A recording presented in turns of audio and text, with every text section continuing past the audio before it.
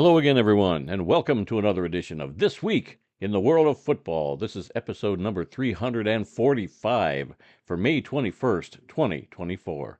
I'm your host, Randy Snow. On this week's show, the 2024 NFL schedule has been released. The AFL's Oregon Blackbears are not dead after all, and the UFL playoffs are set. But I'm not here all by myself. Across the table from me, as always, is my son, son Adam. Oh, he almost, what a time to get choked up Need a over drink there. of water already. All right, well, while you're doing that, I want to wish you a very happy birthday today. It is Randy's birthday. We're not going to dwell too much on it because there might be something later on in the show. But yes, it is Randy's birthday today, so everybody send Randy your happy birthday wishes. Most of my Facebook friends have already sent birthday wishes. Right, I appreciate that. So this, I want to say this is the second show we've done on your birthday. It might be. I can't remember, but we've done all kinds of holidays. We've recorded on Christmas Day, New Year's Day, Memorial Day. Seems like whenever there's a holiday, we just, if it falls on a Tuesday, well, Memorial Day wouldn't fall on a Tuesday, but yeah, anything that falls on a Tuesday, we've recorded on. We haven't missed too many. Yeah, I want to say this is the second birthday of yours we've actually recorded. I think the last one was 4 years ago, if I'm not mistaken. Okay. So, so that's pretty sweet. I haven't had my birthday, I don't think, on a show yet. So I've been close. I don't think I've had a birthday on a Tuesday, if I'm not mistaken. Or I took it off and I didn't come in. No. I don't remember.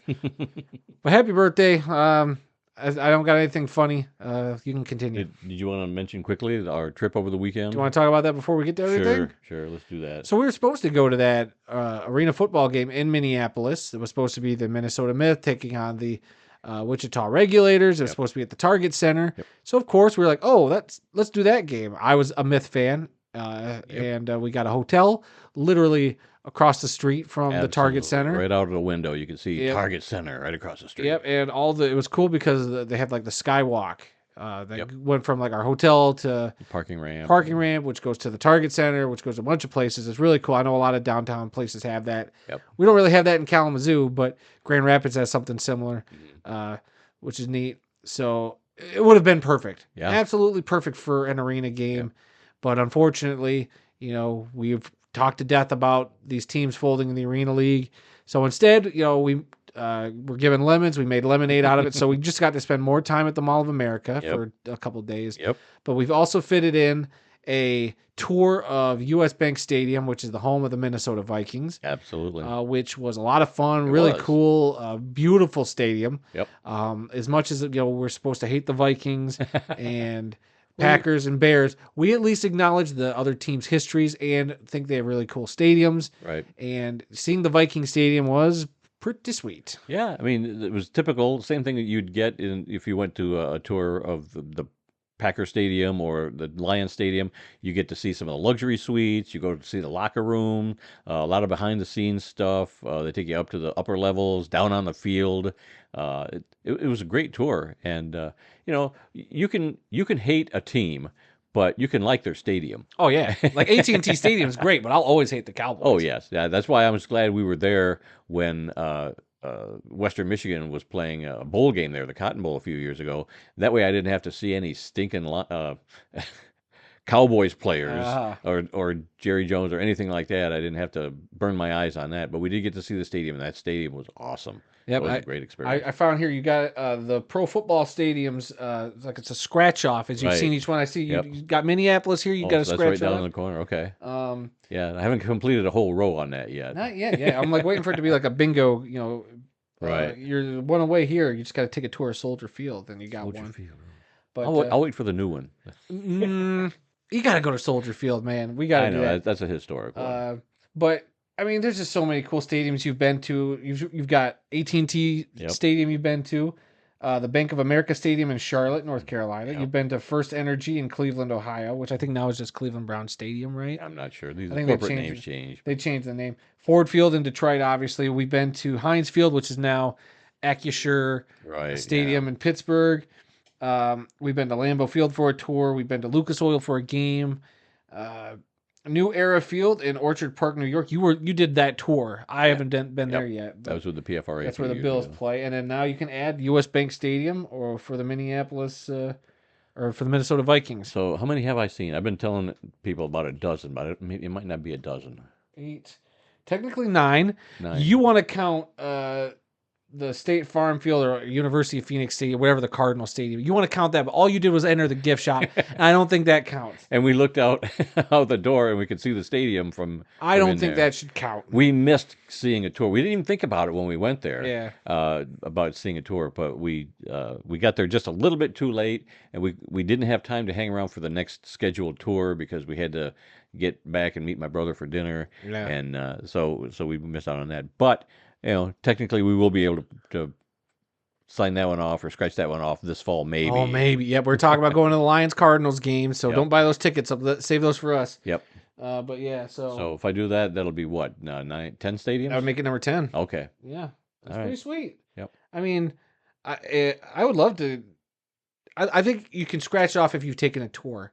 Sure. I know Oh, some yeah. people be like, you can't scratch it off till you actually go to a game. That's a whole different list. Well, if you go to the game, you're not going to see a luxury suite, and you're not going to see the locker room, and we've done that. So that, to me, a stadium tour is. I think it counts. It counts. I'm sure there's some people out there who wouldn't count it. I know. But it is what it is. Great stadium.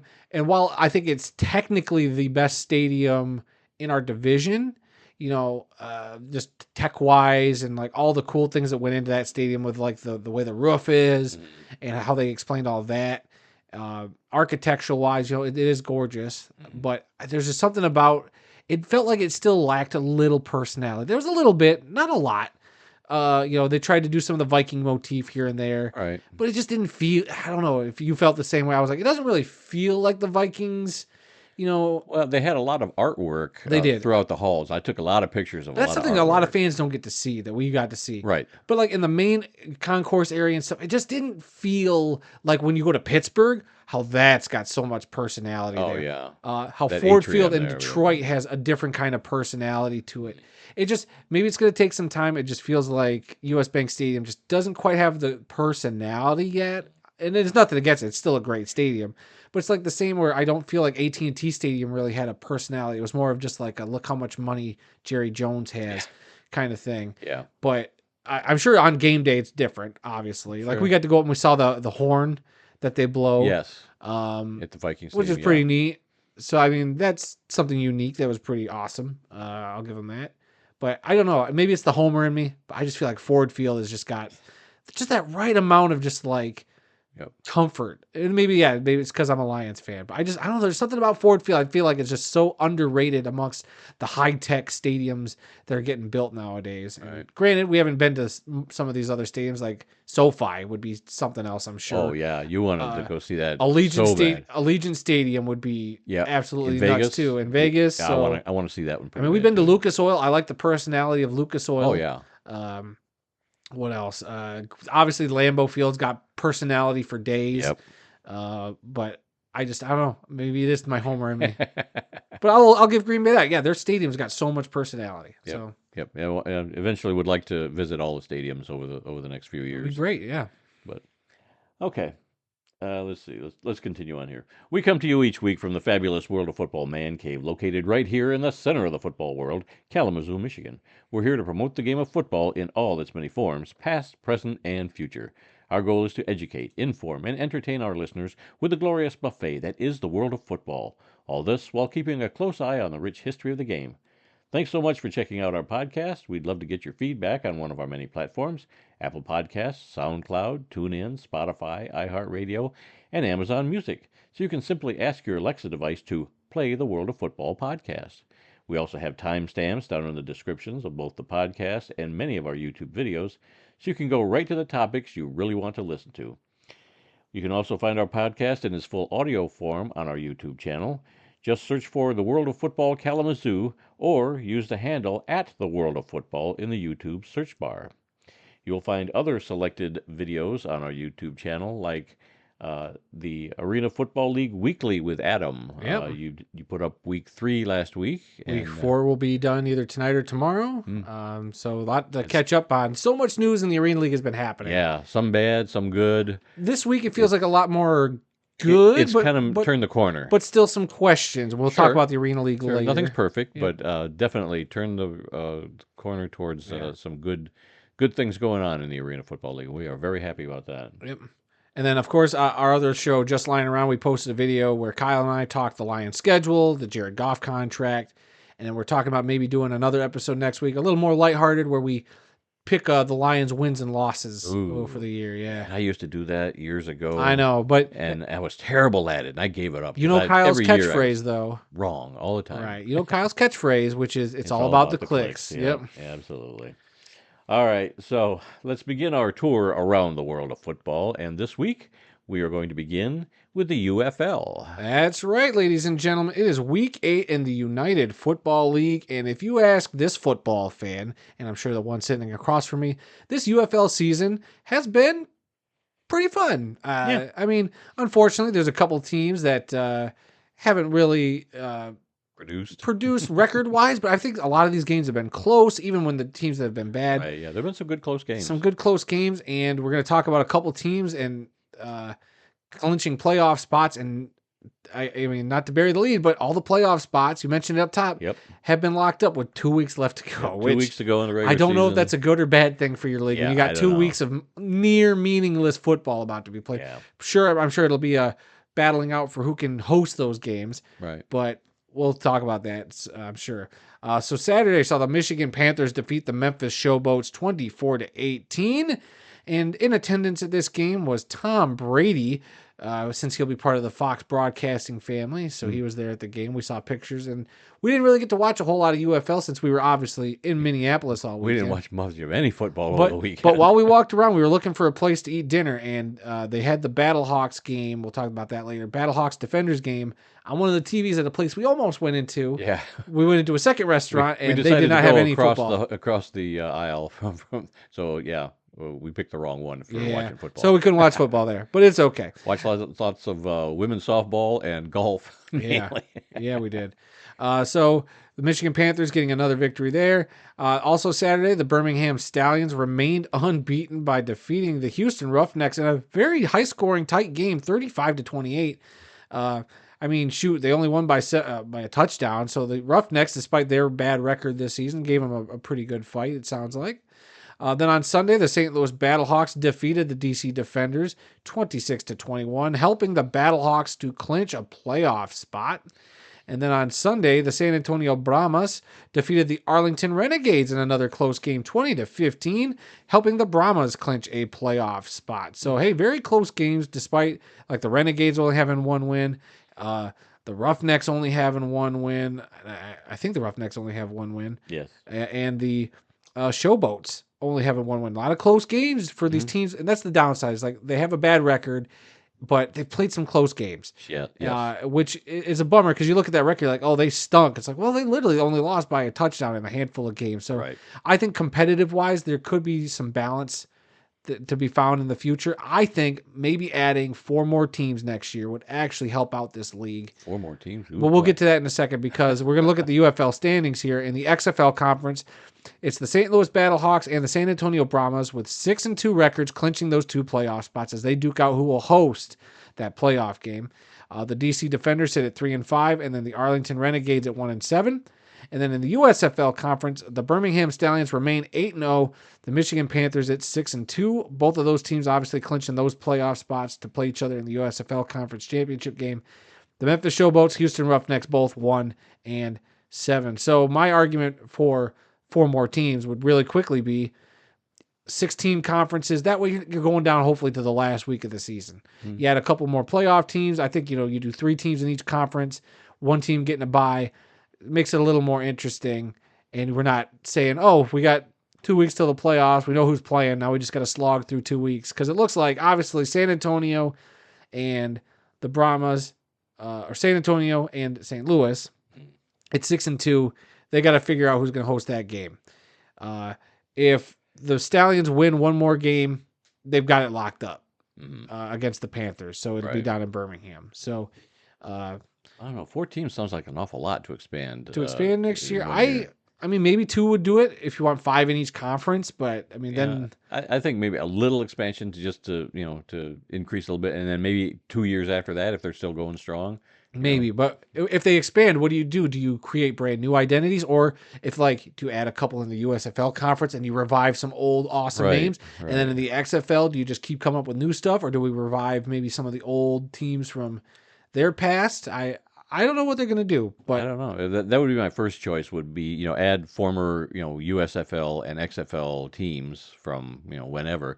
But also it might be kind of nice to maybe add like a Memphis Mad Dogs. Well, they already got a team in Memphis, but I'm yeah. thinking like maybe a CFL USA Well, I team don't that see they used that to happening have, because that's the or CFL. well, but still, There's been they're not rumors. doing There's anything been with it. rumors about them doing a Canton Bulldogs type team. Oh yeah, But I could see them reviving like I'm trying to NFL think of might have like a a problem with good that market. name. Yeah, I'm trying to think of like I think the Seattle market might be worth going back to. That those fans out there seem to usually show out Right. for those games. So Right. maybe bring back the Sea Dragons. Mm. Um, maybe you bring back the Pittsburgh Maulers Yeah. from the USFL. I don't know, or the New Jersey New Generals, Jersey Generals. something like that. Yeah. Or they could even pull a great team out of obscurity. I'm trying to think of some of the helmets you got, like a.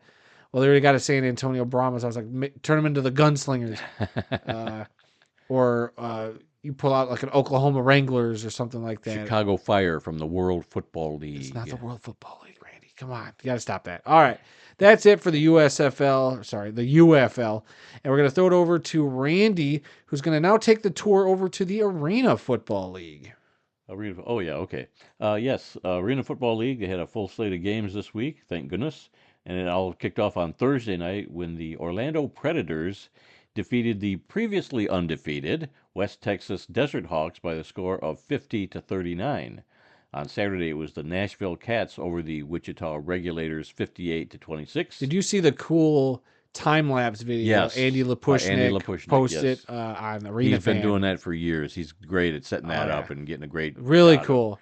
And that arena they played in isn't the normal Cats arena. No, it was. I think they're playing 2 games this year at that arena, if I'm not Okay. mistaken. But yeah, they played at a. It was on a military base or something. Yeah, I think something like that, or Yeah. close to a military base. A little smaller, so and they packed it. That place. That place, it looked great. That's arena football to me. Yep. That while I'm still kind of getting used to that new field turf they're laying down, I'm still getting used to that visual. It was great to see those fans in that place, and the Cats putting up a decent game for their home crowd there. Mhm. So kudos to them, and hopefully, fingers crossed, knock on wood, we'll get down there to see the Cats play a game because Yeah. now that's our next target. Yeah, yeah. We want to get an arena game in this year, and we'll find some places playing, and We're trying. yeah, yeah. Let's see. Also on Saturday, the Oregon Blackbears came out of nowhere. What? from I thought they were dead. obscurity. Yeah, they announced the week before that the league was going to 10 teams, and the Black Bears were one of the teams that was not going to be coming But in back. fairness, in that press release, they did leave the door open for the Yes. Black Bears. Yes. So I'm wondering if the Black Bears are going to have some more road games until they get their dasher board situation Yeah. figured out. Yeah. So I don't we'll know if see. this game was at Washington or It was at Washington. Okay, Yep. okay. But anyway, the Oregon Black Bears defeated the Washington Wolfpack 27-25 in a very close game, dropping the Wolfpack to an 0-4 record this year. Now, what unfortunately, I tweeted at the Wolfpack because I want a mini helmet of that helmet that they got. That is such a cool helmet. It's so unique. Mm. But they said support the team and share stuff about the team, and maybe who knows, anything can happen. Which to me was a don't hold your breath. Yeah. But I was thinking about it because I need a team now. I no longer have my Minnesota Myth, and I refuse to be a Cats fan. I kind of want to go back to Albany, but Albany, might be the best team in the league. I feel like that's too easy. Yeah. I might have to make the Washington Wolfpack my team. Okay. They're 0-4. They seem like a scrappy little team. They just need some help. And they had the female kicker again. That's true. I forget her name at the top of my head. I had her name in the video last week. I didn't make a note on that, but she- yes, but they she- signed a female kicker. She kicked 3 extra points? She kicked 3 extra points the week before. I'm not sure what her stats were for this week, but supposedly the stats thing is going to get cleared up finally with the league. We'll see how that goes. But I mean, still a cool story. But yeah, I might have to be a Wolfpack fan, despite them being 0-4.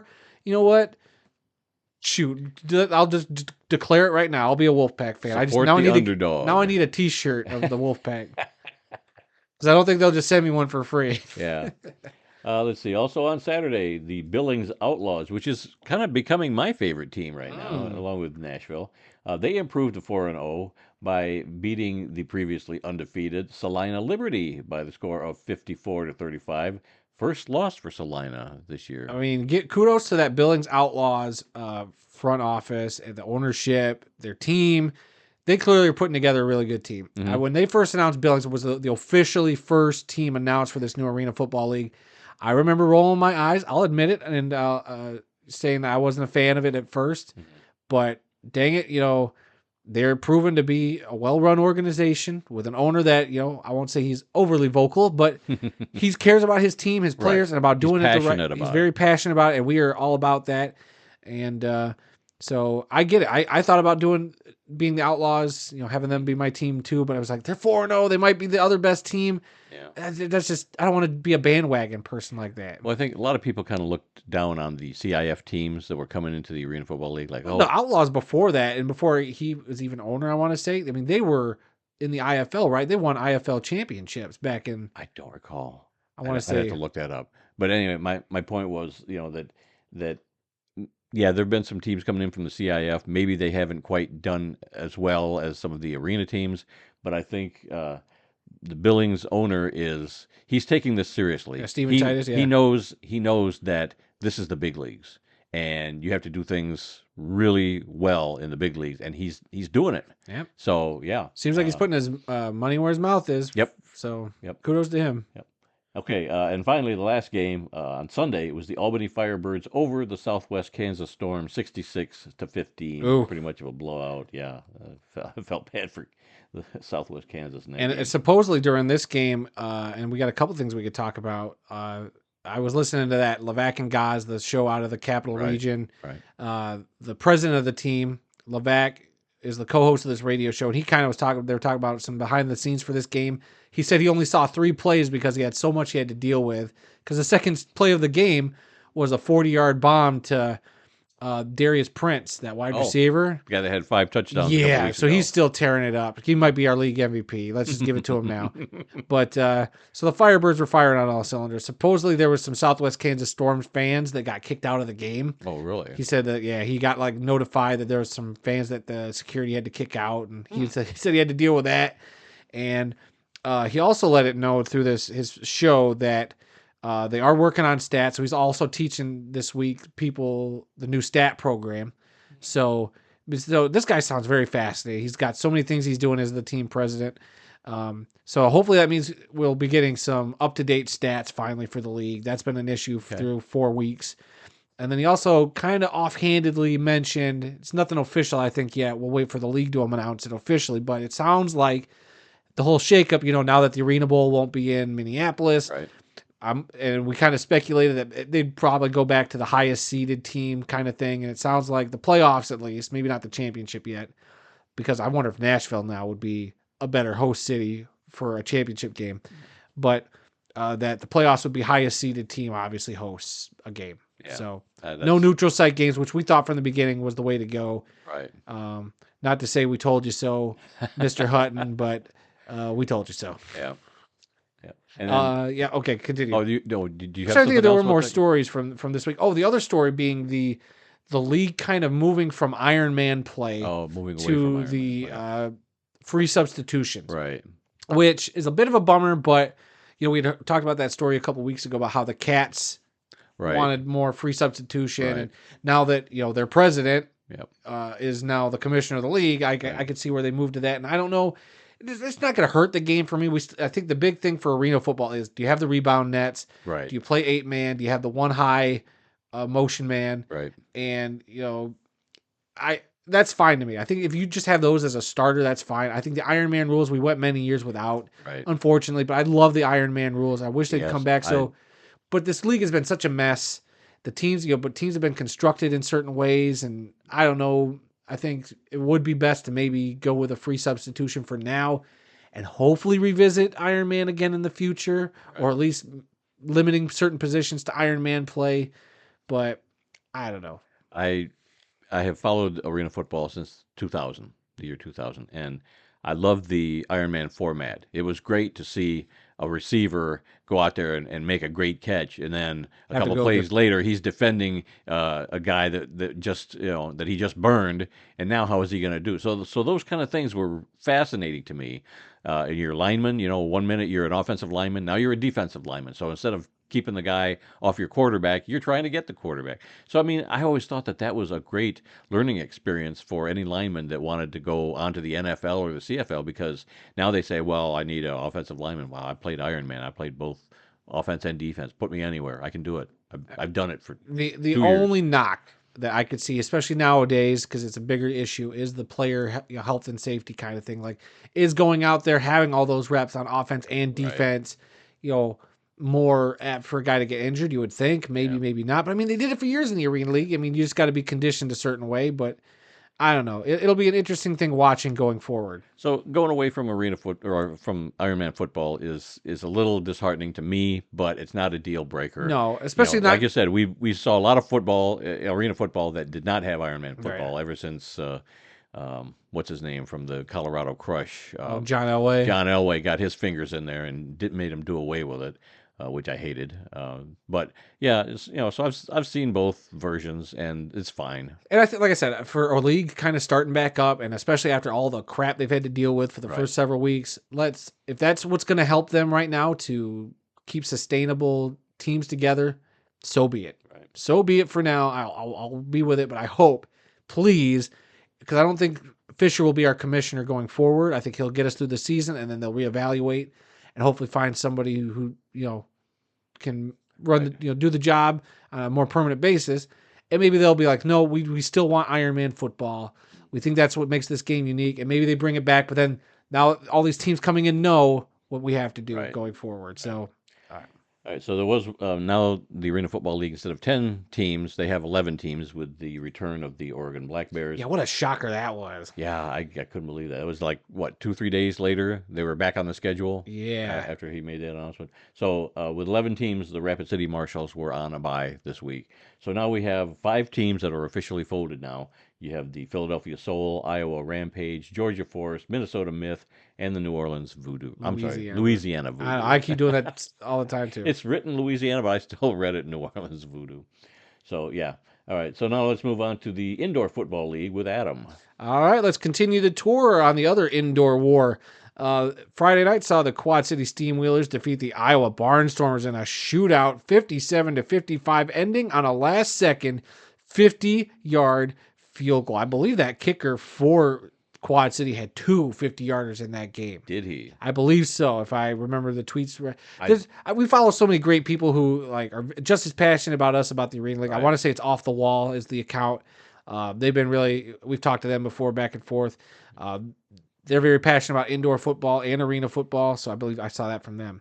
And I think I did retweet. It might have been from them, from Off the Wall.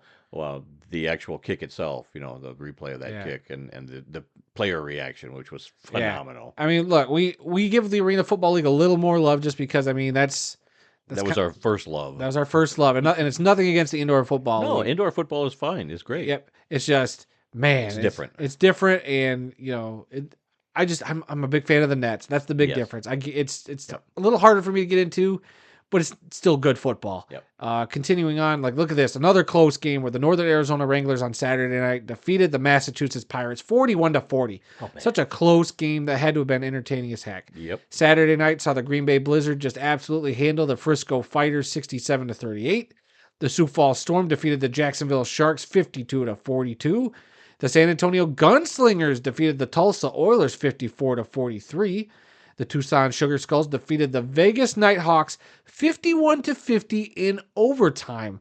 There was a 2-point conversion by Tucson in overtime that got them that win. This also makes it the first loss of the season for the Vegas Nighthawks. That was a good game. Heck, I mean, I didn't see it, but it had to be a good game. I like that this league, all their stuff is on YouTube. Mm-hmm. And something we didn't mention in the arena section, how the Cats streamed their game on YouTube Saturday. So, or Sunday, whenever that game was played. Anyway, staying with the IFL, because it's their time to shine now. The Bay Area Panthers defeated the Arizona Rattlers 68-52. Another shootout, man. Yeah, what a high-scoring, great game that had to have been. So there's that. And then Also Sunday, the San Diego Strike Force defeated the Duke City Gladiators 47-21, making the Gladiators the only remaining winless team. And as we jump down to the IFL standings in the East, the Frisco Fighters still sit at the top there with the Green Bay Blizzard at 6-2. The Massachusetts Pirates sit at 5-3. The Quad City Steamwheelers at 4-4. The Tulsa Oilers at 3-5. The Iowa Barnstormers and Jacksonville Sharks at 2-6. And the Sioux Falls Storm at 1-7. In the West, you have the Vegas Nighthawks and Bay Area Panthers at 7-1. The Northern Arizona Wranglers and San Diego Strike Force both sit at 5-3. The Arizona Rattlers and San Antonio Gunslingers sit at 4-4. The Tucson Sugar Skulls at 2-5, and the Duke City Gladiators at 0-7. And with that, we will now throw it over to Randy to continue the tour with American Indoor Football. Yes, AIF. It was week 10 in the AIF, and there was one game played, and it wasn't even a league game. You had the Amarillo Venom destroying the Texas Hot Shots by the score of 77-6. The Texas Hot Shots are an AAL2 team, and there were no actual games. So the standings are the same as last week. Everybody else was on a bye in the AAF, so hopefully we'll get some real games. What in the world? Real league games. It's been 2 weeks, I feel like, since we've had an official league game from this league. Yeah, and the AIF and the NAL, they're playing, games against AAL2 teams to fill out their schedules. It makes no sense to me. I mean, it's just so frustrating when this was another league that got revived to come back this year. I don't know. What a mess. I mean, between the Arena League, between this league, so many headaches in the indoor game. It's just unfortunate. A lot of people try to, create new leagues or new teams, and they think it's going to be easy. It is not. It is not. I think you this can point, create it, but you can't sustain it. At this point, it's stop creating leagues. As much as I love the diversity in all these different leagues, right? At a certain point, just stop. If you want, there's enough leagues out there. There's enough leagues your team could join onto, and maybe instead of spending all that money on creating a 4 to 8 team league, how about you invest all your money into one team and have a nice, well-run team that you can bring either to an arena football league or to an IFL league or something else that's been around, that's a little more sustainable. Like right. It's frustrating. Yep. Having one decent ownership group instead of 4 somewhat shady organizations or ownership groups. Like if the Huttons wanted to have a team in Minnesota, maybe you should have just focused on one team and jump to a different league if it was that bad for you. But even then, I don't think I'd trust him financially after that. All right. NAL is next. That's you. All right. So we're going to jump over to the NAL, the National Arena League, for those of you out there who are not in the know. But we're going to start on Friday night with the Colorado Spartans defeating the Idaho Horsemen 55-18. What a beating that was. Not much of a game there. The Omaha Beef, who are currently undefeated, narrowly escaped the Sioux City Bandits 34-32. Yeah, that sounded like a nail biter. And then in a canceled game, the Carolina Cobras were supposed to take on the Carolina Predators of the AAL2. But as mentioned, that game was canceled. I didn't see why it was canceled. It never got played. Okay, and then we're going to look at the National Arena League standings where the Omaha Beef sit at 6-0, the Carolina Cobras at 4-2, the Sioux City Bandits and Colorado Spartans at 3-3, and the Idaho Horsemen at 1-5. And just for those of you out there who, if this is your first time listening, there was another team called the Oklahoma Flying Aces who are now folded and were 0-4 at the time of their demise. Well, they're dormant. Dormant. Not folded. So whatever you want to call it. They could be back next year. I'm going to call it folding, but you call it dormant, whatever. Tomato. All right, and with that, we're going to throw it over to Randy, who's now going to take us down south of the border to talk about the LFA. LFA, that stands for La Liga de Fútbol Americano Profesional. Man, I love saying that. This is round 1 of the playoffs. Yeah. The regular season is done. 6 teams remain in the playoffs. On Saturday, the Raptors defeated the Bosses, or the Chiefs, 30-26. I think we're going to call them the Chiefs. I think it's now, the Chiefs. because I did see their helmet, and it's like a tomahawk. It is. So it's got to be the Chiefs. But, I mean, unfortunately, since they lost, we don't have to mention them again this year. Right, okay. Well, next year, it's the Chiefs. Because I watched the highlights from this. I wasn't sure when that second playoff game was because I was watching highlights last night. Actually Monday night. I know, that's weird, right? So Yeah. that's why I missed the second game highlights. But I watched the Raptors and Chiefs highlights, and the Raptors were the underdog in this game. And both teams came out to play. very dusty field. There's a couple of highlights where if you're watching that game, so much dirt and dust gets kicked up. It's great. It's like old school, like watching, like, I'm sure what must have been like watching Red Grange or Jim Thorpe play back in the day. But it was pretty cool. Obviously, the highlights are all in Spanish, but it's football, so you know what's happening. Yeah. A lot of great, like, I think early on there was an interception right away. It was like, oh, snap. Like, heck yeah, what a great interception. There's some great kick returns. Some great catches, like wide open catches to take the lead. I think at the end of the game for the Raptors. So they got the nice, because I think they were 3-5. We talked about last week when we were doing their records. They were 3-5, and I think the Chiefs were 5-3. So nice big upset for the Raptors defeating the Chiefs. Even though the Raptors were like in their home uniforms, I'm not sure. I was a little confused, but and they did in the graphics during the highlights, because the highlights were only 5 or 6 minutes, so they put a nice package together.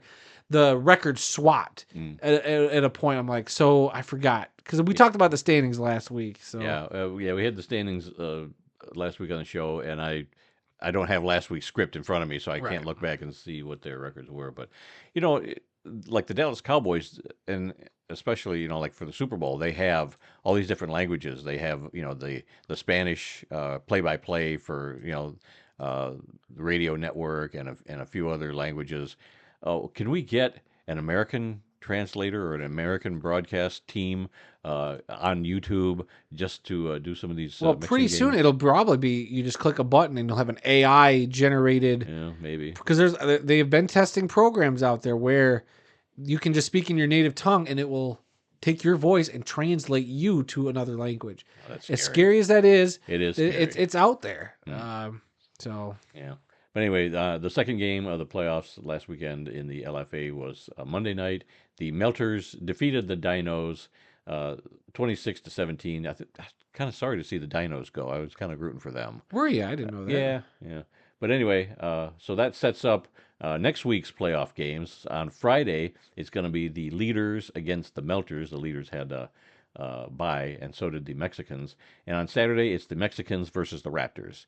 And the winners of those two games next Saturday will meet on June 8th in the LFA championship game. Yeah. So their season's coming to an end. The European League is starting up, so we'll be swapping those scores and whatnot around. And I'm telling you, have you ever had a chance to look at that trophy for the LFA?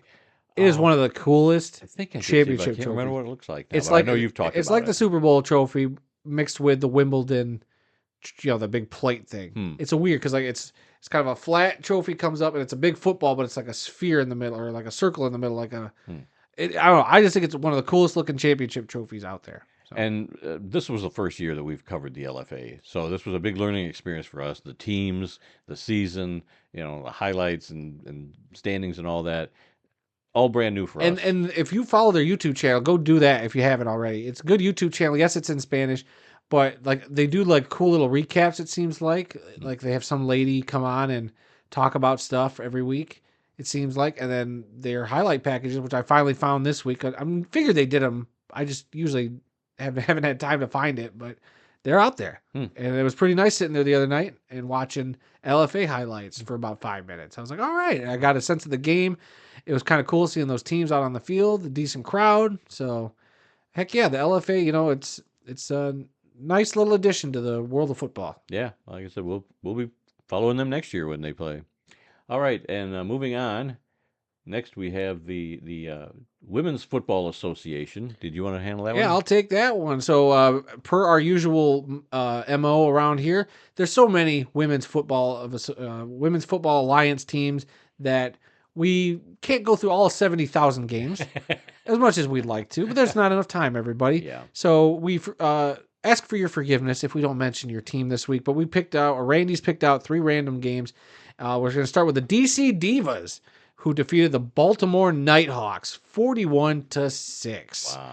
Wow. Then the Maine Mayhem defeated the New York Knockout 14-7 in a very close game there. And then the Rocky Mountain Thundercats shut out the Sioux Falls Snow Leopards 16-0. But you know what they didn't shut out? A great name matchup. Yes. That's just the Rocky Mountain Thundercats Oh, I like the Snow Leopards and myself. the Sioux Fall Snow Leopards. Like, just a couple of great names right there, if you ask me. Yeah, we're trying to highlight different teams. They got a bunch of cool names, cool logos out there.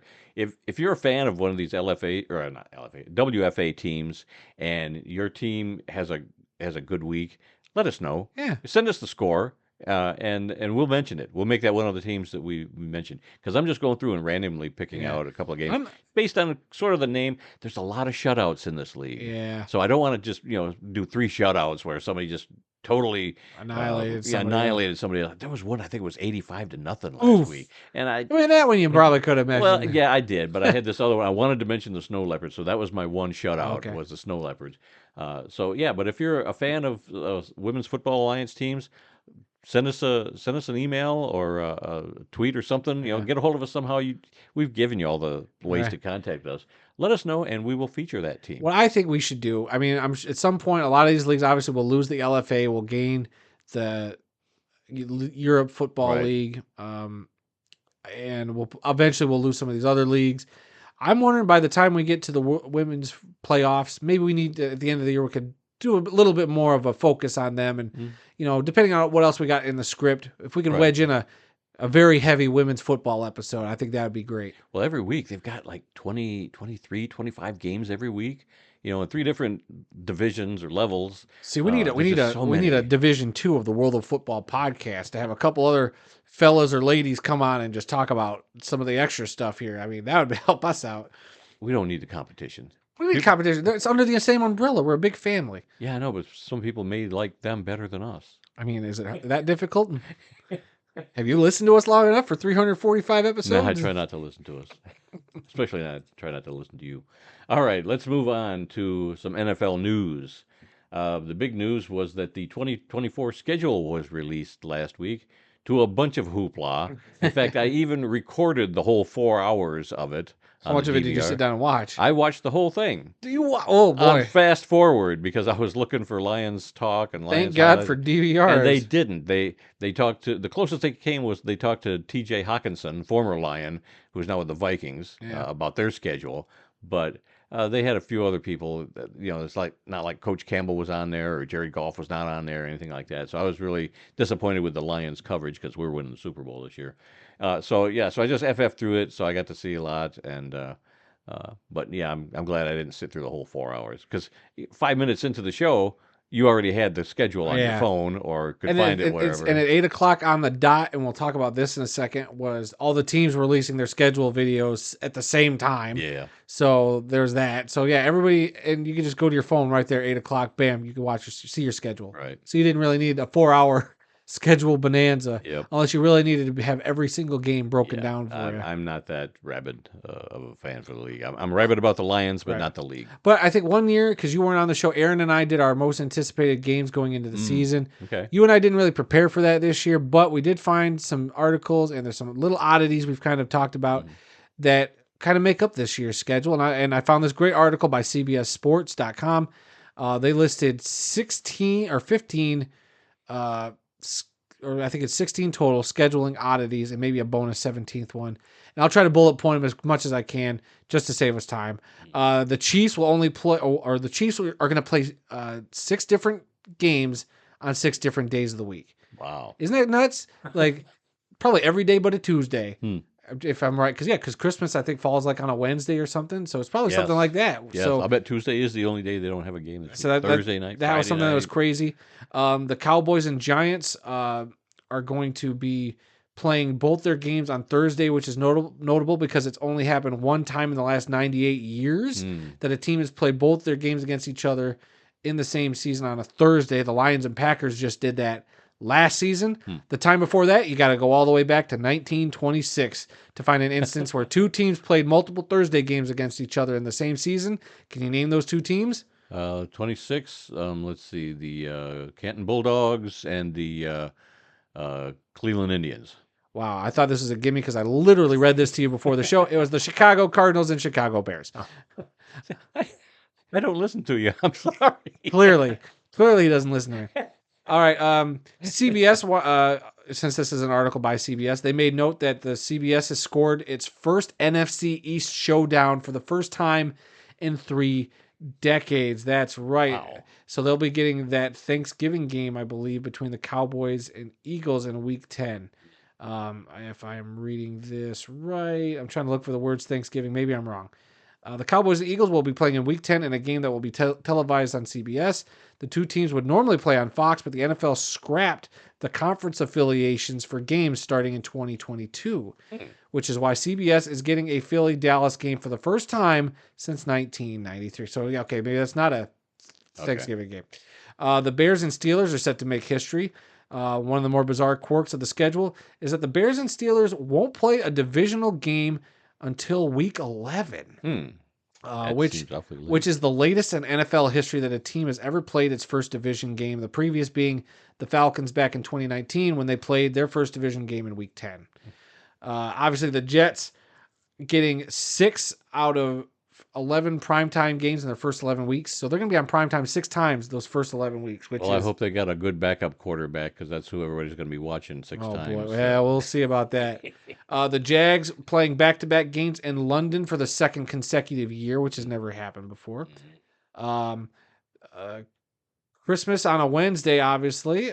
Very interesting. The Christmas doubleheader will feature the Chiefs at Steelers and Ravens at Texans. It'll also mark the first time since 1936 that the NFL has held 2 games on a Wednesday. Netflix has decided to join the party. You're going to talk about Netflix here in a little bit. Yep. But Netflix is getting the 2 Christmas Day games.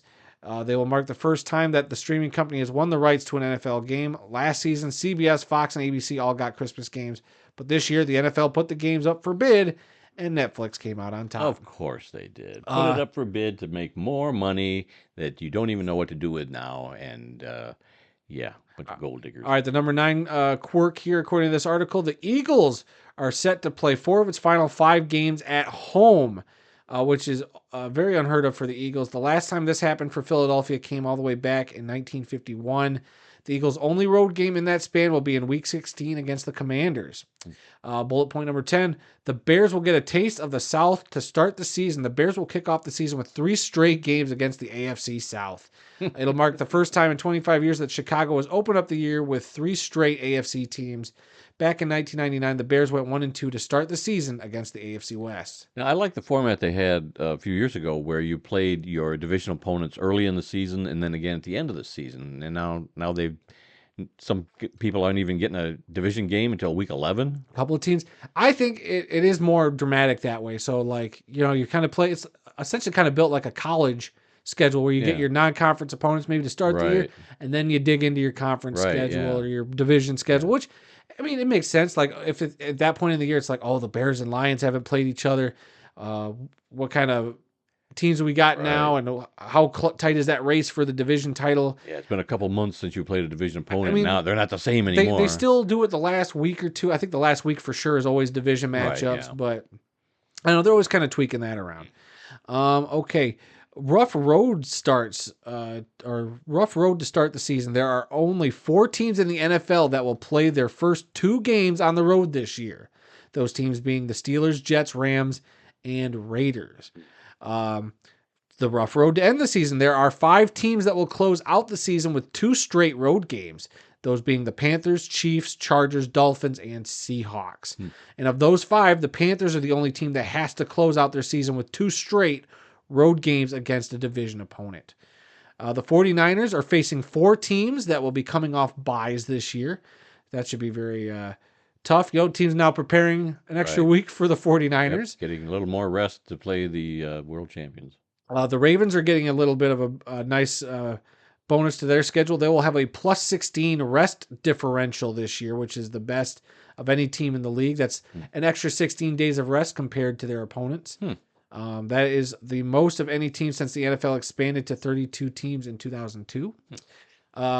One team got shut out of prime time, and I believe you already know this one, but can you identify who the one team is? Carolina Panthers. The Carolina Panthers did get shut out of prime time, but they still get a standalone game, which I learned is just a game where no other games are being broadcast. So not necessarily nationally televised, but it's standalone, and that's the Germany game against the Giants in Week 10 for the Panthers. I would think that would be, on national TV. All these international games, aren't they? You would think, televised? But I think they consider nationally televised being your Sunday nights, Thursday night. Okay. That's it. But a Sunday noon game and in London, probably different. Even though I would consider that nationally televised, just like the Thanksgiving games, but I don't think that counts apparently. Okay. And so the 16th bullet point it's called extra long road trip. The Bills, Browns, Bears, and Vikings all have one thing in common this year. They're the only teams in the league that have to play 3 consecutive road games. NFL teams have gotten stuck with a 3-game road schedule. They're a combined 30 for 30 since 2018, but in the last 2 seasons, teams with 3-game road stretches are 8 and 19. Then a little bonus fact they threw in here in this article: the Lions, our beloved Detroit Lions, have 0 outdoor games over the almost 0 of the first 15 weeks because they have a bye week thrown in there. They will be playing 13 of their 14 games indoors to start the season. That 1 game outdoors will be against the Packers in week 9. And then even the rest of the way, they have 2 other outdoor games at Chicago and at San Francisco on Monday night. Only 3 games out of 17 will be played outside. Yeah, isn't that crazy? Yeah, like I was telling you earlier, that used to be a big thing with Detroit. We're great in a dome. How many indoor games we got this year, and you put them outside or at Lambeau Field or whatever in January. That's not the case anymore. Detroit has shown that they can play indoors, outdoors, any time of the year, any weather, they can play. The way they beat the Packers last year, the way they beat Kansas City outdoors the first game this year. They gave San Fran a fight out there on the road. But again, not bad weather. That one bad weather game in Chicago was a bit rough. But I think this team is built different, and I won't say they played down to their opponent that day, but I don't think that'll happen again. But they're a much better road team and cold weather team. What does it help that they're in a dome all that time? Oh, sure. Oh yeah, Jared Goff's stats I think are a lot different, and doesn't hurt. And the Lions will play 3 of their first 4 games at home. The one road game that we're talking about going to in week 3, and then they have a bye week 5. Yeah. Then they go to Dallas. Yeah. So they could get off to a good start, but boy, they got some tough games the first couple. Yeah, I was trying to figure, because I know we didn't put together our top 10 games of the upcoming season. I was trying to just look and see what other matchups there were out there. Some of the other quirky things that I found was, I believe we were talking about this, that there are 9 rematches from the playoffs last season. That's another thing. Yep. There will be 9 rematches from last year's playoffs in the regular season. Obviously, week 1, Baltimore at Kansas City to kick things off. The Rams coming to Detroit on Sunday Night Football is going to be a big one. Week 2, Detroit and Tampa again. Philadelphia at Tampa week 4. Kansas City at San Fran week 7, a Super Bowl rematch. Kansas City at Buffalo in week 11. San Francisco at Green Bay this time in week 12. Baltimore at Houston on Christmas, and then in week 17, Detroit at San Francisco on Monday Night Football. So those should all be some great grudge matches and rematches, I think. So I think Detroit starting out with their 2 playoff opponents from last year in the first 2 weeks at home is phenomenal. Yeah, it's phenomenal. And then that can set the tone right there for the season. Yeah, and I know we're running a little bit. I want to do one last thing. Standalone games per team. We'll just do a couple of them. Standalone games, obviously being games where there's no other games being broadcast, not necessarily standalone, not necessarily nationally televised. The Chiefs have 8 standalone games where there's no other games on TV. At 7, the Ravens, Cowboys, and Jets have 7 standalone games. At 6, Detroit, Houston, Pittsburgh, and San Francisco have 6 standalone games. So just wanted to throw that out there. Okay. You mentioned the team release videos. Schedule releases, release videos, yes. I haven't watched all of them, but that night I started to watch some of them, and I forget which ones I watched, but the first 3 or 4 I watched were awful, and that includes Detroit's schedule release. I thought theirs was terrible. Yeah, I wasn't a big fan. And so I was thinking, and I'm watching 3 or 4 more, and I'm going, every one of these things is so stupid. It's terrible. Then I actually found some good ones. Ironically, the Chicago Bears had a good one. Annie Agar was in there as a Packers fan. That was funny. And it was kind of based on Ferris Bueller's Day Off, kind of. So that was funny. It was creative. It was funny. I liked it. The Rams had a good one where they were driving from city to city in a classic Chevy, past all their opponents' stadiums. And it was kind of like album artwork. I know at one point they kind of, like with the Detroit one, they had like an Eminem album title kind of hidden in there too. And I didn't the little catch joke that. about Stafford Field if you Right, pause it. yeah. Oh, so Yeah, that made me that mad. went over my head. I didn't see it the first time, but somebody, slowed that down, and then I saw it. But I like the Rams one. The Packers one was actually good. Hmm. They were interviewing people, and it was I can't remember exactly what was going on, but it was good. It was funny, so I like that. And the Chiefs had a good one, and I can't even for the life of me remember what the Well, Chiefs theirs one was. was. But those four that I did watch, those were really good. So those were the best Obviously, I that I watched the saw. Lions one. That one was meh. A couple Yeah, good jokes in there, but overall, no. not great. I watched the 49ers one, which was essentially just like some drawings. Not crazy about it. The Jaguars did like an X-Men, because that X-Men cartoon show has been on Disney Plus. They kind of did a thing inspired by the X-Men, which was kind of fun. Nothing too great. The one, I'm trying to think of the one I would just had stuck in my head. Oh, the Chargers. Every year the Chargers do something. This year they did theirs based off the video game called The Sims. And they always have so many Easter eggs in all their videos. And I love every time they have to talk about the Raiders because they had like a QR code over a Raiders fan in the video, and it takes you to an application for a clown college. It's I thought that whoever runs the Chargers every year I think they're usually the gold standard for schedule release, and man, they always dog the Raiders real good. And of course, they dogged Harrison Butker for the crap he said at the end of the video. They had him in a kitchen cooking and cleaning, which I thought was kind of a little funny Easter egg. It's like in there for just a hot couple of seconds, but they threw it in there. So whoever runs that Chargers, I think they usually take the cake. Oh, I remember what the Chiefs one was now. That's the one with the big hydraulic press. Oh yeah, And they were pressing, all the other teams, whether it was a toy mascot or something to do with Yeah. that city. That I thought was pretty good. It was basically no words at all. They just, had the name of the team and boom, we're going to crush them. We're going to crush these guys. That was funny. And unfortunately, you remember how last year one of the better ones was the Titans asking fans on the street team Yes. logos.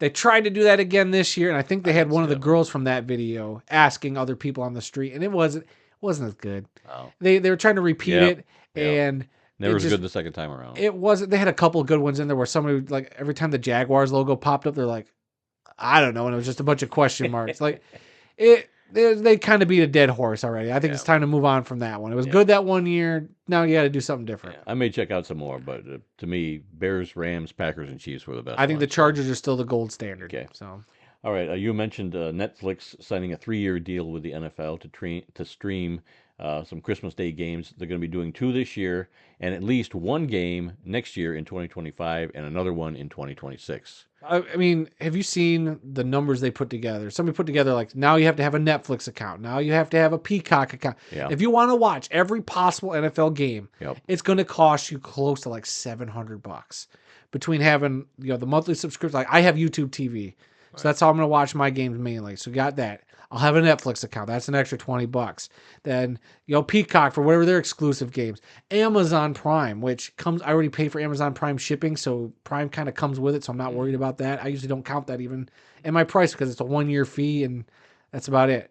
And I'm sure there's a couple other. Oh, ESPN Plus is getting exclusive games, so you're gonna have to pay for ESPN Plus for a couple exclusive Monday night games, I think. So I don't know. The NFL is just finding every way to kind of make it a little more difficult for you to just find some games to watch. Well, I do pay for ESPN Plus, and that gives me a Hulu and was it Disney Plus? I forget. There's 3. You got a bundle? There's 3. I think there's 3 bundled altogether. Anyway, but I've always liked ESPN Plus because I can get my CFL games on there, or at least I could in the past. I don't know about this year, but they also have Peyton's Places, Peyton's Eli's Places, and Eli's Places, and I love those. So yeah, so I always have had an ESPN Plus account. But like any of these others, if the Lions are on a streaming service, I can always get a free 20-day, subscription. and as soon as the game's over with, I cancel it. So it's not going to cost me anything because streaming services. Yeah, I mean that's the wave of the future, I think. But at this point, I'm not into all this streaming. I think services. they've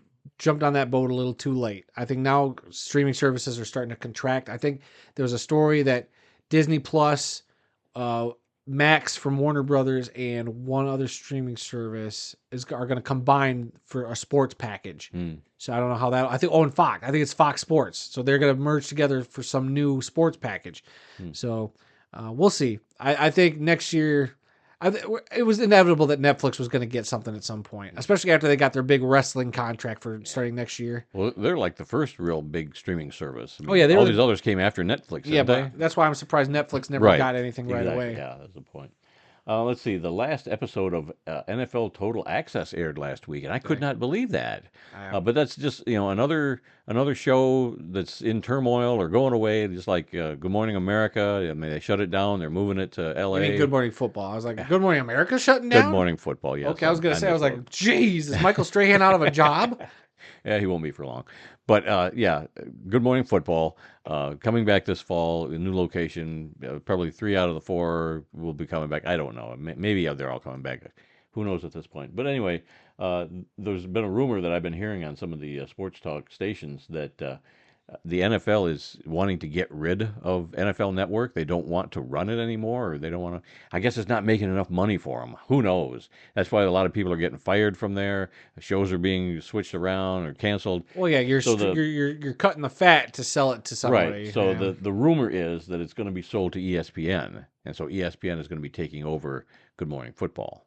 I don't know if that's true or not. That's kind of the rumor. That's the scuttlebutt that everybody's talking about. Like I said, I recommend That's Good Sports on YouTube. They did a video about all the NFL Network shakeup and how that could potentially lead to an ESPN buy-in. How maybe they're trying to get their shows to be more like a Pat McAfee type of show where it's a little more fluid and edgy, maybe just to get viewers and stuff. And then streaming on multiple platforms, maybe from the get-go, starting with that kind of foundation in order to get your shows out, more accessible to people on different platforms, is kind of the rumor, the thought behind, the thesis of that video, which I recommend it. Go check it out. That's Good Sports. Brandon Perna is the host of that. Very good stuff. Okay. This is one you added here a little while ago. Yeah, a couple little things we can just throw Vikings out there. wide receiver Justin Jefferson is holding out of OTAs during contract negotiations. Apparently, that's something that popped up today, which is funny because we were literally just in his locker room, saw where his nameplate was. We don't know for sure if that was his actual locker. Even the tour guide wasn't sure if that was his They set up a couple for the tours that come through, and we took a picture there of that, and so that's why I thought, well, we might want to mention that Justin Jefferson holding out. And I think it's interesting also because he's in contract negotiations. Amon-Ra St. Brown just got big wide receiver money. Right. You don't think Justin Jefferson's going to be asking for a heck of a lot more than him? And I didn't think about it, but then Jamar Chase from that same draft class with the Bengals can't be that far behind, also asking for a big fat contract. So it'll be interesting to see what kind of numbers he has to pull in for the Vikings, Mr. Jefferson there. I mean, well-deserved, great athlete. Yeah. But we'll see what happens there. And the other story, the Arizona Cardinals rookie wide receiver Marvin Harrison Jr. is in a legal battle with Fanatics. I think I saw that headline. What a strange, tangled web this whole story is. Supposedly, Marvin Harrison Jr.'s camp says in college he never signed a deal with Fanatics for some contract that a lot of players sign. He supposedly says he's never signed it. Fanatics says he has. So that's where the dispute is. And then Fanatics is also accusing him or his team of leaking the story to the Pat McAfee show, which is where that kind of blew up. Also was on the Pat McAfee show a couple weeks ago, talking about all this, because I didn't know about it either. And all of a sudden I'm like, how is this rookie already like in hot water with Fanatics? Like he's been in the league for a week and there's already this happening. So I don't know. There's a whole lot to this story. I'm not going to claim to be an expert for it, but if this is something you guys are interested in and diving a little deeper in, it's out there. So okay. All right, that's it for NFL news. We do have a little bit of news from the CFL. Last night, Monday night, the first preseason game of the season was played. Hey. The Saskatchewan Roughriders defeated the Winnipeg Blue Bombers 25-12. So we have actual Canadian football being played, if you call preseason actual. I'm not a big fan of the preseason of any league. No, of course not. So we usually don't talk about it a whole lot. And, we've been debating, or I've been trying to pitch weekly CFL videos. Obviously, can't do it during the preseason. Right. We'll see what happens. But, hey, this just means we're one step closer to the CFL getting back into full swing. And Lordy, we love our CFL. Yep, and the season like I said, they have 3 weeks of preseason games, um, and then 18 game regular season, and it all culminates, I think, November 17th this year in the Grey Cup. And what about that Grey Cup game in Vancouver in a dome stadium in November? Well, I guess a couple of people from the world of football procured a couple of tickets to go to that said Grey Cup. So Who's that? Who's that? that'd be you and me. We're gonna. Yes. Hey, that's the plan. We're gonna Yeah. plan. I've been kind of pushing home. Hey, it's in a dome. It's I know we've Yep. been wanting to always go to a Grey Cup. It just seemed like this was it. This is the time to do it. Yep. Well, I've got my passport. You're still working on I'm that. working on You it. haven't made the trip to the post office to sign it and pay for it and get Yeah. it sent off. Every week I say this is the week I'm going to do it, and then things just get busy. Your mom and I both got our passports. She just wanted it for whatever reason, but needed it for this game because we're definitely going to fly. We're not driving. Oh heck yeah! Oh, there's no way cross we're driving country not to flat. Vancouver. So you do have to have a passport to fly, and it only took like 3-4 weeks. That's why I'm also get not it. worried about it right now. Well, things could change That real could. fast. So I know. would I gotta that to get the on it. post I know. office. But yes, we are. The world of football is going to the Grey Cup this year. We don't have our plane tickets yet. We don't have a hotel quite yet, but we got tickets. So Tickets darn on it, the. we're gonna go. Correct me if I'm wrong. Tickets on the 55-yard line. On the 55-yard line in the third deck, row C. So we're like 3 rows from the edge of the third deck. Which I'm fine with. I mean, Yeah. just to be there in that atmosphere, I am Yep. very excited to check out a Grey Cup. Yep. You don't want to get too. I mean, the field is so big. I didn't want to be right in the front row. I mean, to me, you're gonna miss a lot. You got to be a little higher, and right in front of the third deck there at the BC Lions Stadium, I think is going to be perfect. Yeah, we'll have a good time no matter right what. on the 55. It should be good. Yep. All right, a little college football news. Alcohol sales at the Big House in Ann Arbor, home of the national champion Michigan Wolverines, has been approved for the upcoming season. I don't know how I feel about that. I mean, I know that's kind of the wave of the future too.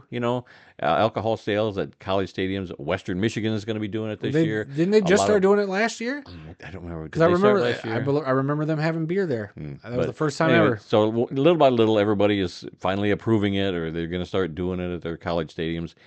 I don't know. I think they're opening up a Pandora's box there, but man, you got drunken fans in the parking lot anyway. So what's the difference whether they're getting drunk out there or in the stadium? Just means more money for the stadium, I guess. So whatever. But how do you feel about that? I mean, I will drink a beer. I'm weird. I usually don't drink when I go to games unless I go with friends. When it's you and me, I usually don't have the urge to drink. I guess because you don't drink, so I'm like, whatever. I don't need a beer. But if I go with friends, yeah, you do a beer too that costs $20 a piece or whatever. But that's about it. Like, Well, I do remember when we went to our last arena football game in Columbus. You had I a did. copper crap because that's from Kalamazoo. No. I had Bell's. It was a. Was it Bell's? I think it Okay. was a Bell's Two Hearted at the Columbus Destroyers. But game. it's one that's made in Kalamazoo, Yeah. so you figured, I got to have this. Yeah. And so you did have And it I bought a there. koozie. They had a nice koozie there too, of the Destroyers logo. So I did that. Yeah. But usually I'm not a big, even a beer drinker during sports games. Usually, I don't know. I just like to have all my faculties. I mean, it's not like I get drunk. It's just like you get a little buzz. You have a couple beers. It's not that bad. I'll do it. I go to a local hockey game. I'll have a couple beers, but I don't know. It's just something about football. I don't need a beer to enjoy the game. I'm there to enjoy the game. That is my alcohol, is consuming field goals and touchdowns and 50-yard bombs to the end zone. That's mine. Football is your high. Yeah. All right. Let's see. Let's move on to today's birthdays for May 21st. Quarterback Josh Allen turns 28 years old today. He played his college football at Wyoming and was the 7th overall pick in the 2018 NFL Draft by the Buffalo Bills. He's played 6 NFL seasons so far, all with the Bills. Yep. Done fairly well. Another birthday today, running back Ricky Williams turns 47 today. Played his college football at Texas. Was the 5th overall pick in the 1999 NFL Draft by the New Orleans Saints. Head coach at the time, Mike Ditka, traded away all of his draft picks so that he could move up and acquire Williams, who played 11 NFL seasons. He was with New Orleans from 1999 to 2001, Miami Dolphins from 2002 to 2003. Then he retired because of possible suspension due to marijuana usage. So he retired during the 2004 season. But he came back in with the Dolphins in 2005, was suspended in 2006 for drug use. But instead of sitting out, he actually went up to Canada and played for the CFL's Toronto Argonauts for a season. Returned to the Dolphins from 2007 to 2010 and finished his playing career with the Baltimore Ravens in 2011. So that's it for today's birthdays. Not so fast, my friend, in the words of Lee Corso. And I have a little birthday statement to read here, prepared not by myself. Let's see here.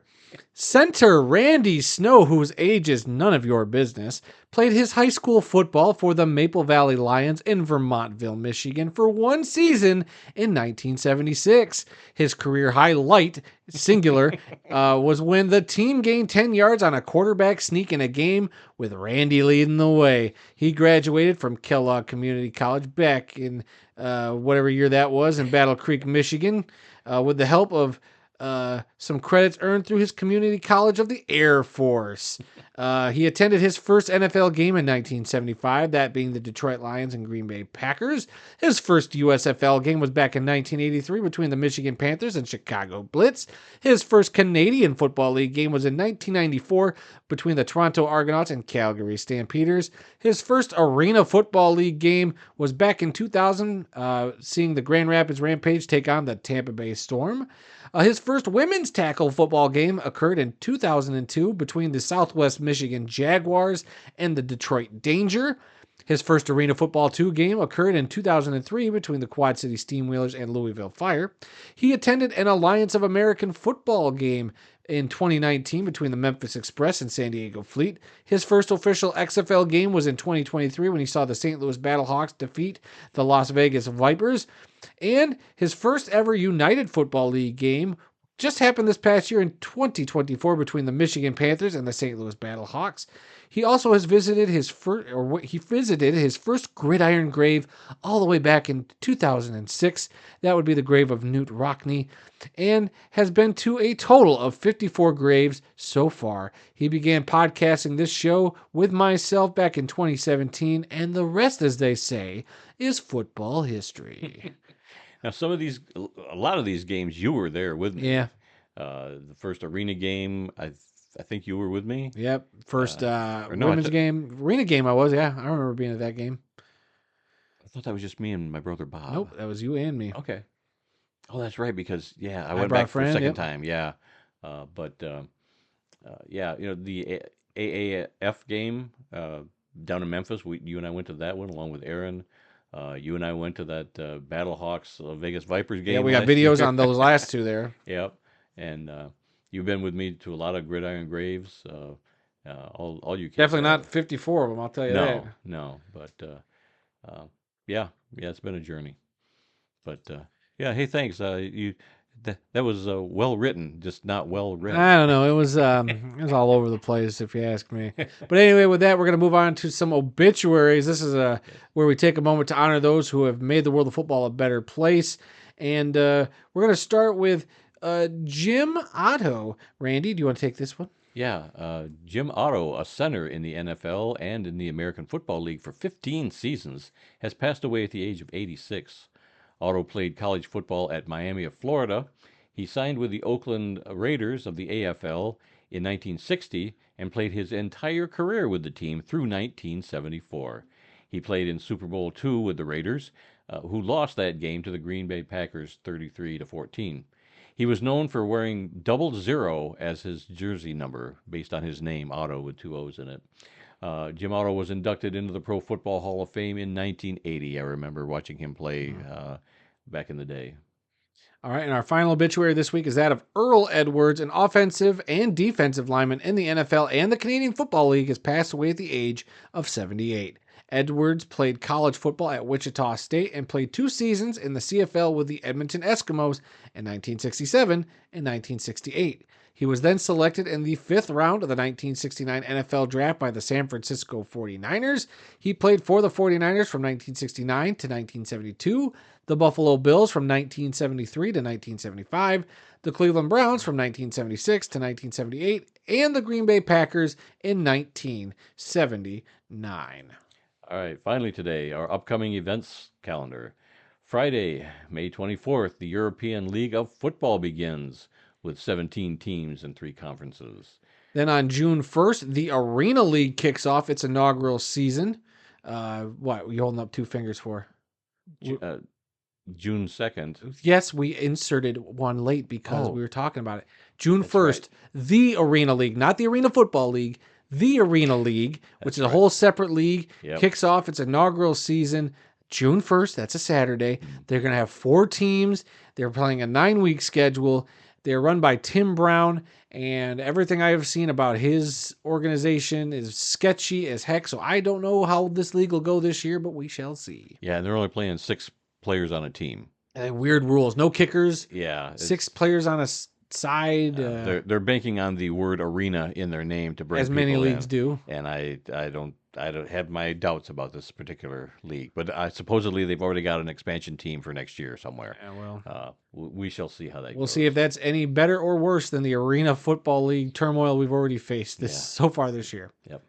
Okay, on Sunday, June 2nd, the AFL Nashville Cats versus the Albany Firebirds in Nashville. We are looking at possibly going to that game in a couple Please weeks. happen this time. Let's see. Thursday, June 6th, the CFL regular season begins. Saturday, June 8th, the LFL championship game down in Mexico. Saturday, June 22nd, the CFL Toronto Argonauts versus the Edmonton Elks. We're looking at. No, I've got tickets to that game. We are we are going to that game. Yep. So we're going to drive over for that game. Hopefully, we'll actually make it to the stadium this time. And, we better. Yeah, check out our video from 2 years ago when we tried to go to a Argonauts Calgary Stampeders game and we never made it. Yeah. What a long, sad story that was. Tuesday, June 25th, our 350th episode. We've got some special guests coming in for that one. Aaron and Kyle. Yeah, this should be a fun time talking about the last 350 episodes that we've done. Let's see. Sunday, June 30th, the Arena Football League regular season comes to an end. Friday, July 19th, the EA Sports college football video game gets released. And I am going to throw my fist down on the table that you at least have to do a video trying to learn to play the game. You can pick a couple of obscure college teams to play as. I don't care. I just want a video of you trying to learn to play the game. Well, they probably don't have the Snow College Badgers from Ephraim, Utah. They're a junior college team. Probably won't, but you could play as Western. Yeah. Well, won't you be playing as Western? I mean, I could play against you as Slippery Rock. I don't know. I don't know. We'll see. I am not a video game fan, even if it's football. Let's see. Thursday, August 1st, the Pro Football Hall of Fame game in Canton, Ohio between the Chicago Bears and the Houston Texans. Saturday, August 3rd, the 2024 enshrinement ceremonies will take place there in Canton. Saturday, August 24th, week 0 in college football. Thursday, September 5th, the NFL season begins. What was that? Kansas City and Baltimore. Baltimore traveling to Kansas City. Yeah. And then the very next night, Friday, September 6th, the Eagles versus the Packers in Sao Paulo, Brazil. So I got a couple of big games to start off the season back to back there. And that's it for today's show, unless you have anything else that you wanted to bring up or talk about. I'm not seeing any breaking news, so I think you should be good. All right. Well, let's close this one out. It's been a long show already. Yeah, it is. Let's see. Well, that's it for this week. If you learned something during this podcast about the incredible amount of diversity that exists in the world of football, then we have done our job. Visit our website at theworldoffootball.com for news, links, upcoming events, original articles, videos, and more. Our email address is info@theworldoffootball.com. You can follow The World of Football on Facebook, X, and Instagram, where the address for all 3 of those is TWOF Kalamazoo. New episodes of this podcast are posted on Tuesdays and are available on SoundCloud, Apple Podcasts, TuneIn, Spotify, iHeartRadio, and Amazon Music. So you can simply ask your Alexa device to play the World of Football podcast to hear us on whatever Alexa devices you may have. You can also find the full audio version of this show on our YouTube page. Just enter the World of Football Kalamazoo or use the handle at the World of Football in the YouTube search bar. So please subscribe, rate, review, give us a like, leave us a nice comment. We always try to respond to everybody there.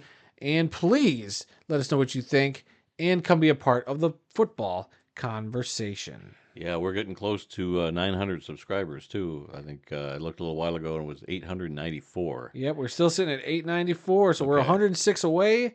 We're making some money. Yeah, and Coinage, not folding paper. and we are 330 watch hours away from hitting that goal too. So we are getting close. Yeah. We'll see what happens in the next couple months. Yeah. Yeah, we're very excited, just to see what this is all about. Yeah. What this next step of the YouTubes is. Yep. So. Yep. We'll see. Don't worry, the money won't change us. I'm sure it won't.